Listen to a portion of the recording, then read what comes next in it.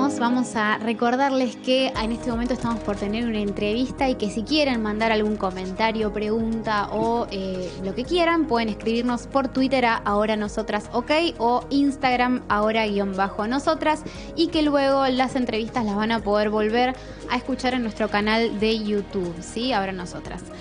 Bueno, en el marco de los primeros 10 años del colectivo de varones antipatriarcales de Ciudad de Buenos Aires, que se está llevando a cabo con actividades entre el 20 y el 23 de noviembre, estamos en comunicación telefónica con quien hoy va a ser un poco de vocero del colectivo y además, nos va a contar sobre un proyecto audiovisual, sobre una película que se está presentando, que se va a estar presentando en el marco de este evento, y es Ariel Martínez Herrera, que es director de cine, entre otras cosas, y fue el director de una película que a principio de año se hizo muy conocida, que es Tóxico, así que, bueno, lo conocemos. Así que, ¿cómo estás, Ariel? Bienvenido.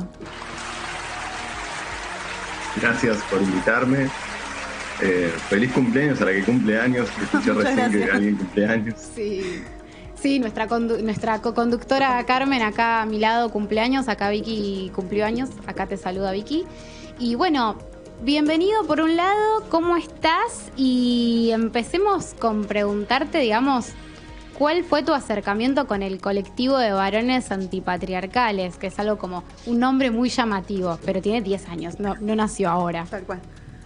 Sí, bueno, fue muy llamativo para mí también en realidad. Yo llegué por un foro de internet. Yo estaba interesado en realidad en el amor libre y en las relaciones no monogámicas, digamos, en el 2015, 2016, y estaba todo este debate sobre la ética feminista que se debe tener para encarar una relación no monogámica o la perspectiva de género que se debe tener para encarar. Bueno, y había muchos varones que decían como que no se decían feministas o que no estaba saldado si los varones podían ser feministas o no, y en este debate que a mí me producía muchísima incomodidad, porque yo decía como, bueno, claramente hay que pensarlo desde el feminismo, como es raro, no, o sea, entiendo el debate, pero como varón no podés no pararte frente a esas cosas, ¿no? Y alguien comentó colectivo de varones antipatriarcales, y yo dije como, eso, quiero eso que no sé qué es. Y yo no sabía qué era en realidad. Llegué al preencuentro latinoamericano de varones antipatriarcales que se hizo acá.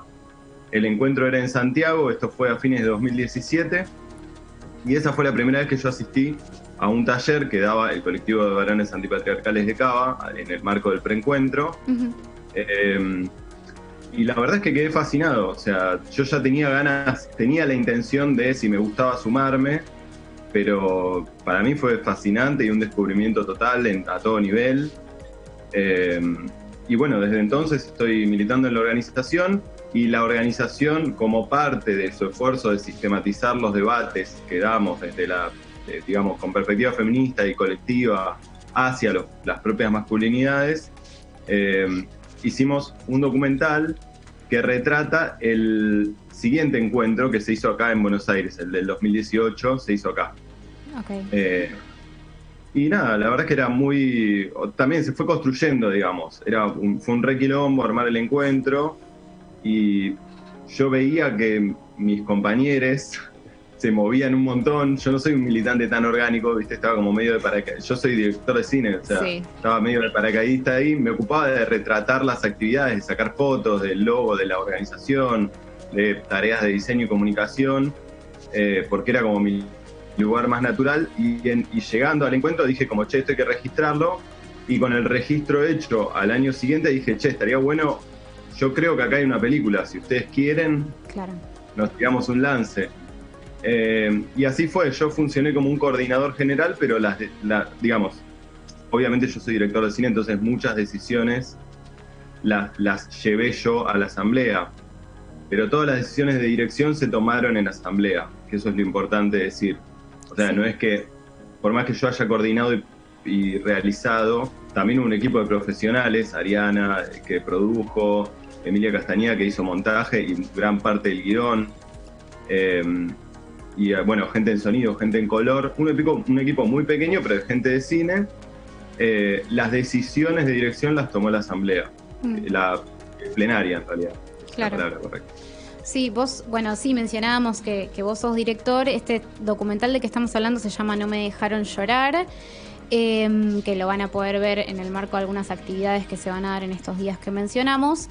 Y hay algo que a mí me interesa un montón, que es que vos ya estás diciendo que, bueno, vos aportaste tu mirada de director ya desde que entraste, básicamente. ¿Cómo equilibrar ese lugar de director con esta decisión de las asambleas, ¿no? Como digo, tu mirada de vos conocés cómo se va a ver una película, digamos, cómo se debería ver una película por tu experiencia, y hacerlo, digamos, concordar con las intenciones de expresar algún discurso político o de militancia que tengan las asambleas. ¿Cómo funciona eso? No, fue un proceso de aprendizaje para mí, en realidad. Yo creo que empecé como a desarmar el lugar del director de cine. Muchas de las cosas que te enseñan en la facultad, ¿viste? Como ese verticalismo de la teoría del autor y de que el director es como un iluminado que sabe lo que hay que hacer. O en definitiva el que recibe los premios y los aplausos al final, digamos, el que pone la cara y se hace responsable de lo que está en pantalla. Claro. Fue desandar todo ese camino y decir, bueno, yo creo que acá hay una película, pero claramente no puedo, o sea, yo no doy la talla para ser el director de esa película. Eso es algo que también hay que decirlo, digamos. La gente que habla en el documental, toda sabe más que yo de lo que está hablando. Y mis compañeros del colectivo, sobre todo las compas maricas históricas que venían remando desde hace 8 años, sabían mucho mejor que yo cómo debería verse esa película.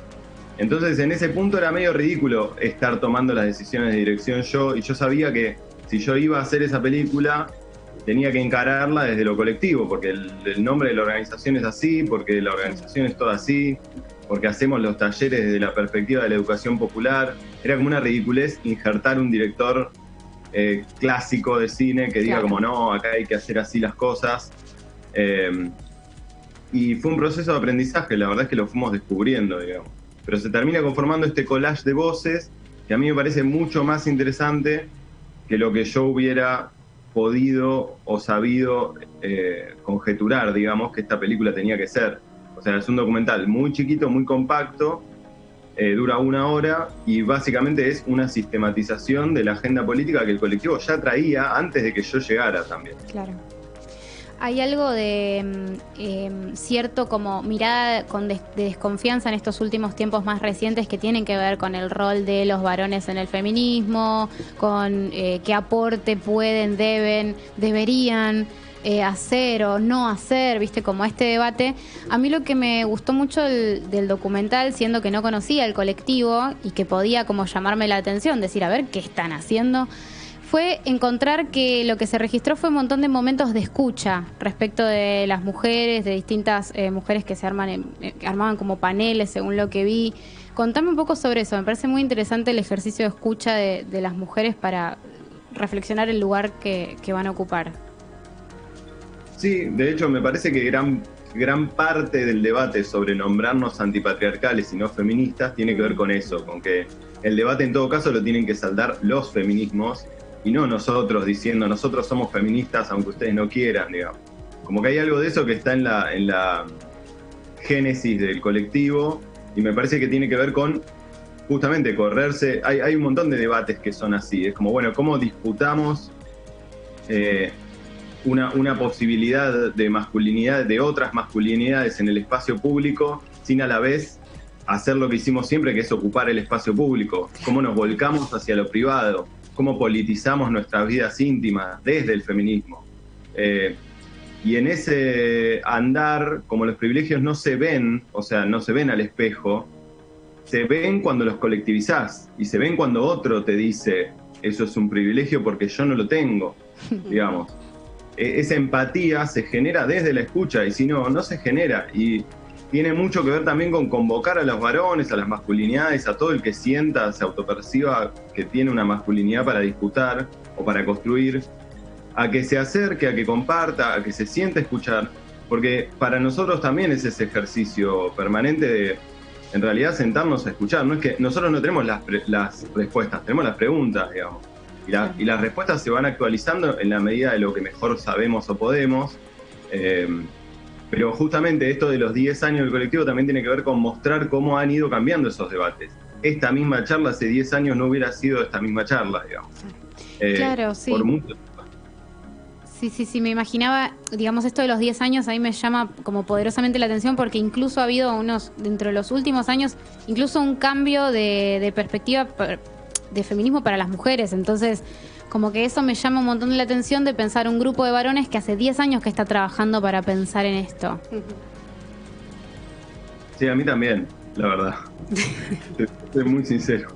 Yo llegué en el 2017 y ya estaban ahí y yo no lo podía creer. Era como, no puedo creer que esto existe. Y no es solo el colectivo de varones antipatriarcales que tiene, o sea, la tarea política en realidad es activar varones para que activen, o en varones no, masculinidades, para que activen en sus propios espacios, digamos. La convocatoria es a la convocatoria, digamos. Para hacernos las preguntas y hacernos las preguntas, hasta que todos lleguemos, o todes, lleguemos a dar un debate social sobre el tema. Porque si no estamos discutiendo entre, sí, los 5 que nosotros, más otros 5 que están allá en Córdoba. Pero bueno, esa digamos, todas las organizaciones políticas que tenían un círculo de masculinidad, o los círculos de masculinidades independientes, o los centros culturales que estaban trabajando el tema, también formaron parte de, por ejemplo, la construcción del ELBA. Hay una cuestión además que tiene que ver con lo generacional, con, digamos, ver personas de distintas edades. Uno se puede imaginar que si esto tiene 10 años, quienes en ese momento quizás eran más jóvenes, ahora son más grandes. Digo, ¿cómo vos lo que lo vivís desde adentro, cómo se ve esas generaciones, cómo interactúan entre sí? Mira, te voy a ser muy sincero. Yo creo que el problema está más que nada de mi generación y más viejos, digamos. Como que los más jóvenes ya vienen con otro chip, están dando los debates desde otro lugar, se están plantando desde otro lugar, y quizás ni siquiera necesitan ir a militar en el colectivo de varones antipatriarcales, que es una organización política muy específica y sensible, y hacemos una militancia desde lo afectivo también. Entonces, digo, me parece que la gente más joven quizás lo tiene un poco más resuelto, o puede activar desde otro lugar, o puede hacer esa interseccionalidad, ¿no? De activar no necesariamente en un colectivo de varones antipatriarcales, sino en donde sea que participen. Pero mi generación y la gente más grande, yo lo veo en mi padre, lo veo en gente que viene a las actividades, sí está todavía esa incomodidad de que fuimos criados en un mundo con muchísima homofobia, con muchísima transfobia, con muchísimo machismo, y no lo ves hasta que alguien te lo dice, y no lo ves hasta que te convences y lees libros y aprendés a escuchar y decís, ok, y va variando, digamos. La resistencia es muy distinta, digamos. Yo siento que somos como algo así como machistas recesivos, digamos, como que nos vamos corriendo de ese lugar en la medida que vamos pudiendo, y vamos compartiendo ese mensaje. Pero, por ejemplo, mis amigos todavía son muy reticentes a compartir nada que tenga que ver con el colectivo de varones antipatriarcales. Yo insisto, flyer, y muy difícil que compartan algo, que vengan a una actividad. Quizás te piden un texto, quizás se miran un video de YouTube, quizás en el mano a mano sí, te prenden en el debate, pero es esta cosa de, empecemos a hablar entre varones del feminismo, no hablemos más con las mujeres también, ¿viste? Porque en mi generación se ve mucho eso. Son más feministas de la boca para afuera que las mujeres, pero después es como, ¿por qué no venís a un encuentro? Si lo estamos haciendo para eso, para que vos vengas y des tu punto de vista, ¿viste? Eso sigue costando un montón. Me parece que ahí sí los jóvenes siguen siendo, digamos, el motor, o digamos, lo que se ve mayoritariamente, pero es muy interesante lo que pasa en mi generación y en la generación de mi padre, por ejemplo. Yo sinceramente creo que ese movimiento, por más subterráneo que sea, es fundamental para el futuro. Ariel, cerremos, si me podés contar con las actividades que se van a estar realizando en estos días, o por lo menos cuándo se va a poder ver la película, para que estemos atentas y atentos y atentes. Bueno, importantísima esta parte de la data, que es viernes 20, digo bien. Sí, viernes 20. Sí, 20, yo sé que ya después del día de la semana te lo debo porque vivo en un mundo bastante alterado. Me dicen del 20 al 23 y yo empiezo como, ¿por qué no me decís el día? Bueno, viernes 20 tenemos la historia de la organización que van a estar, es muy interesante porque va a estar Lucho Fabri y Cristian Prieto, que son dos de los que estuvieron en la fundación del colectivo de varones antipatriarcales. Sí. Y también se va a publicar una línea de tiempo con todos los hitos y cómo se fueron actualizando los debates, los puntos más importantes de inflexión. Es un material que se va a publicar en todas nuestras redes, Facebook, Instagram y YouTube, que es donde se organizan las actividades. El sábado 21 hay un taller abierto a masculinidades al que se pueden inscribir ya. Uh-huh. Y también vamos a presentar una línea de tiempo de talleres, porque ahí es donde está como el run interno del colectivo y cómo fueron cambiando cómo se fueron actualizando los términos, que es interesante. Sí. El domingo 22 tenemos vamos a estrenar 2 videos junto con la gente de Privilegiados. Uno es sobre el debate de masculinidades y espacio público y cómo fue cambiando. Otro es sobre feminidades y espacio público, que es una serie de charlas que hicimos en 2017 con Silvia León, Marlene Guayar, Marta Dillon, Nora Cortiñas, Nati Menstrual, Vimo Godoy, Negrita, Nina Brugio, Malena Bellucci, bueno, Susi Shock, Nadia Fink, un montón de gente. Y hay una varieté, que es como otro de los especiales de la casa, diríamos, es nuestra varieté número 20, y también va a estar las Carmelitas Clown, que son Carmín Camacho y Gemma Ríos, Susi Shock, Vicu Villanueva, Nati Menstrual y Vanessa Strauch, que es gente que realmente nos permitió construir sobre sus hombros. O sea, esto es posta, o sea, somos gente a la que le debemos un montón. Y el lunes 23 se habla de los encuentros latinoamericanos, que son una experiencia que retoma un poco el Encuentro Nacional de Mujeres con perspectiva latinoamericana, y lo que hace es tratar de reproducir ese espacio de interpelación colectiva, donde presentamos el documental No me dejaron llorar, que es justamente el retrato documental del encuentro del 2018 que se hizo acá, y hay una historización de los encuentros donde va a hablar un organizador de cada año, y también vamos a tener entrevistas con este equipo de realización, que eso me toca personalmente porque es donde yo voy a estar como entrevistado. Espectacular. Bueno, Ariel, te tengo que despedir, te mando un gran saludo y gracias por tu tiempo. Estaremos atentas a las actividades del colectivo, así que éxitos con todo eso y con el documental, que está, desde mi punto de vista, está muy bueno. Bueno, muchísimas gracias. Está ahora en el Festival Asterisco esta mañana. Ah, si no, buenísimo. del lunes 23 ya en el YouTube del colectivo, libre para todos con subtítulos a varios idiomas. Excelente, excelente. Donde se pueda. Buenísimo. Bueno, gracias por el espacio y nada, eso.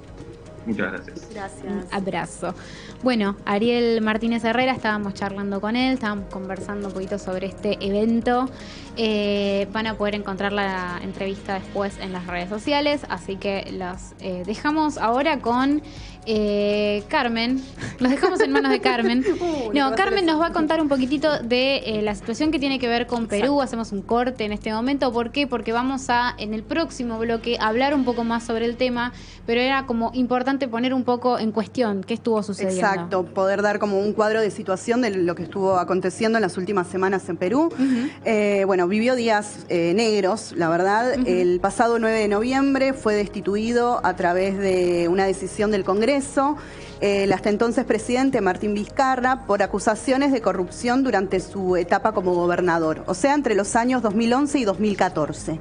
Bien, cabe recordar que Martín Vizcarra era el vicepresidente inicialmente de Pedro Kuczynski, PPK, alias PPK, que bueno, también él termina renunciando a la presidencia por una acusación de corrupción, ¿no? Bueno, después asume Martín Vizcarra, que bueno, a través de esta denuncia que se hace en el Congreso Nacional, por 105 votos, terminan declarando que es su permanente incapacidad moral para ejercer su cargo. Entonces, bueno, lo destituyen y nombran al que era en ese momento presidente del Congreso, Manuel Merino, ¿sí? Bueno, esta decisión fue tomada de manera con mucha conmoción, ¿no?, por parte de la ciudadanía, que exigió las elecciones, ¿no?, de que esta presidencia de Merino sea algo interino, digamos, que se termine llamando a elecciones en abril de 2021. Y también, bueno, esta persona, ¿no? Manuel Merino, termina accediendo a la presidencia por haber contado con un cargo legislativo para el cual solamente necesitó 5.000 votos, ¿no? Entonces, bueno, ahí había como toda una cuestión que, bueno, no era legítimo, ¿no? Bueno, durante estas semanas hubo numerosas movilizaciones en todo el país, a través de la cual se respondió con una brutal represión que dejó un saldo de 2 jóvenes fallecidos. Sus nombres son Brian Pintado e Inti Sotelo. Bueno, 40 personas detenidas y desaparecidas. Al día de hoy no sé cómo está esa cuestión con las personas desaparecidas, se lo vamos a preguntar a la entrevistada en el próximo bloque. Denuncias de abusos físicos y sexuales. Y bueno, todo este cuadro de situación desemboca en que el día domingo Manuel Merino termine, previo, digamos, a la renuncia de parte de su gabinete, termine, ¿no?, también renunciando a este cargo en la presidencia. Durante todo el domingo hubo acefalía de poder, o sea, no se decidía quién iba a ocupar el cargo, se barajaron muchos nombres y finalmente se termina decidiendo que Francisco Sagasti sea el presidente interino a espera de las elecciones en el mes de abril de 2021. Sagasti, ingeniero, esperemos que les vaya bien con este ingeniero. A nosotros no nos fue muy bien con el ingeniero acá, pero bueno, esperemos que la situación de Perú mejore. Hay mucho para hablar. En el segundo bloque seguramente le estemos preguntando de todo a nuestra invitada. Perfecto. Bueno, todo esto vamos a hablar en el siguiente bloque con nuestra invitada, sí, Cecilia Quirós. Así que vamos ahora mismo a escuchar una canción. Vamos a escuchar It's Oh So Quiet, sí, de Björk. Así que escuchamos esta